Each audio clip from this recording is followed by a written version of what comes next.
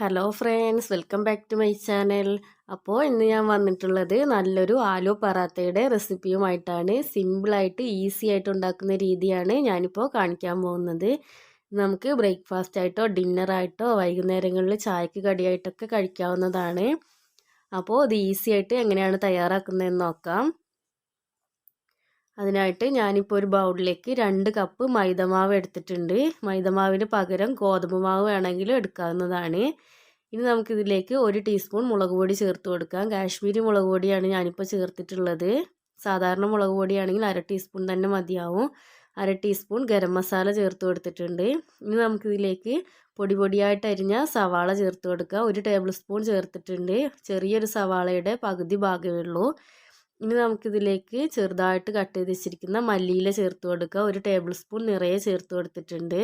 ഇതെല്ലാം പൊടിയായിട്ട് അരിയാൻ ശ്രദ്ധിക്കുക. 1 ടീസ്പൂൺ ജിഞ്ചർ ഗാർലിക് പേസ്റ്റ് ചേർത്ത് കൊടുക്കുക. ഇനി നമുക്കിത് നന്നായിട്ടൊന്ന് മിക്സ് ചെയ്തെടുക്കുക. അതിന് ശേഷം നമുക്കിതിലേക്ക് വേവിച്ച് വെച്ചിരിക്കുന്ന ഉരുളക്കിഴങ്ങ് ചേർത്ത് കൊടുക്കുക. മീഡിയം സൈസിലുള്ള ഒരു ഉരുളക്കിഴങ്ങാണ് എടുത്തിട്ടുള്ളത്. നന്നായിട്ട് ഉടച്ചിട്ട് വേണം ചേർക്കാനായിട്ട്. കട്ടകളൊന്നും ഇല്ലാതെ ചേർത്ത് കൊടുക്കണം. കട്ടകൾ ഉണ്ടെന്നുണ്ടെങ്കിൽ നമ്മുടെ ആലു പൊറാത്ത പൊന്തി വരാനായിട്ട് ബുദ്ധിമുട്ടായിരിക്കും. അതുകൊണ്ട് നന്നായിട്ട് ഉടച്ചിട്ട് തന്നെ ചേർക്കുക. ഇനി നമുക്കിതിലേക്ക് ആവശ്യമായിട്ടുള്ള അത്രയും ഉപ്പ് ചേർത്ത് കൊടുക്കാം.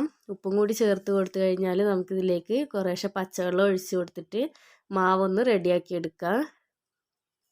കുറേശ്ശെ ഒഴിച്ച് റെഡിയാക്കി എടുത്താൽ മതി, ഒന്നിച്ച് ഒഴിച്ച് കൊടുക്കരുത്. ഇതുപോലെ കട്ടകളൊന്നും ഇല്ലാതെ നന്നായിട്ട് തന്നെ റെഡിയാക്കി എടുക്കുക. ഈ ഒരു കട്ടിയിൽ വേണം റെഡിയാക്കി എടുക്കാനായിട്ട്. ഇനി നമുക്ക് തീയൊന്ന് മീഡിയത്തിലേക്ക് വെച്ചിട്ട് നമുക്ക് ആവശ്യമായിട്ടുള്ള മാവ് ഒഴിച്ച് കൊടുത്ത് ചെറുതായിട്ടൊന്ന് പരത്തി കൊടുക്കുക.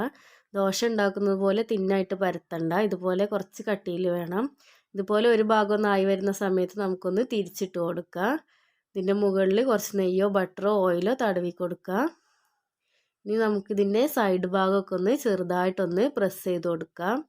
ഇത് തിരിച്ച് മറിച്ച് വിട്ടിട്ട് വേണം നമ്മൾ കുക്ക് ചെയ്തെടുക്കാൻ വേണ്ടിയിട്ട്. 2 ഭാഗവും ഇതുപോലെ ചെറുതായിട്ടൊന്ന് പ്രസ് ചെയ്ത് കൊടുക്കണം. അമർത്തി പ്രസ് ചെയ്യരുത്, പൊട്ടിക്കഴിഞ്ഞാൽ ഇത് പൊങ്ങി വരാനായിട്ട് ബുദ്ധിമുട്ടായിരിക്കും. 2 ഭാഗത്തും ഓയിലോ ബട്ടറോ നെയ്യോ തടവി കൊടുക്കാം. ഫ്ലെയിം മീഡിയത്തിൽ തന്നെ വെച്ചിരുന്നാൽ മതി. ഹൈ ഫ്ലെയിം ആയി കഴിഞ്ഞാൽ ഇത് പെട്ടെന്ന് തന്നെ പുറം ഭാഗം കരിഞ്ഞു പോകും, ഉൾഭാഗം നന്നായിട്ട് വെന്ത് കിട്ടില്ല. ഇപ്പോൾ ആലു പൊറാത്ത ചെറുതായിട്ട് പൊങ്ങി വരാൻ തുടങ്ങിയിട്ടുണ്ട്.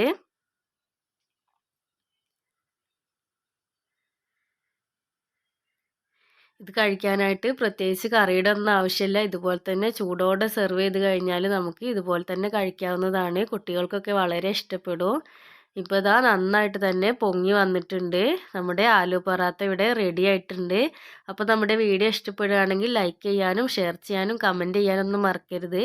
നമ്മുടെ വീഡിയോ ആദ്യമായിട്ട് കാണുന്നവരാണെങ്കിൽ ഒന്ന് സബ്സ്ക്രൈബ് ചെയ്യണേ. സബ്സ്ക്രൈബ് ചെയ്യുന്നതിനോടൊപ്പം തൊട്ടടുത്തുള്ള ബെല്ലൈക്കണിലെ ഓൾ എന്ന ഓപ്ഷനും കൂടി ഒന്ന് പ്രസ് ചെയ്യാം. അപ്പോൾ നമുക്ക് മറ്റൊരു അടിപൊളി റെസിപ്പിയുമായിട്ട് വീണ്ടും കാണാം. താങ്ക്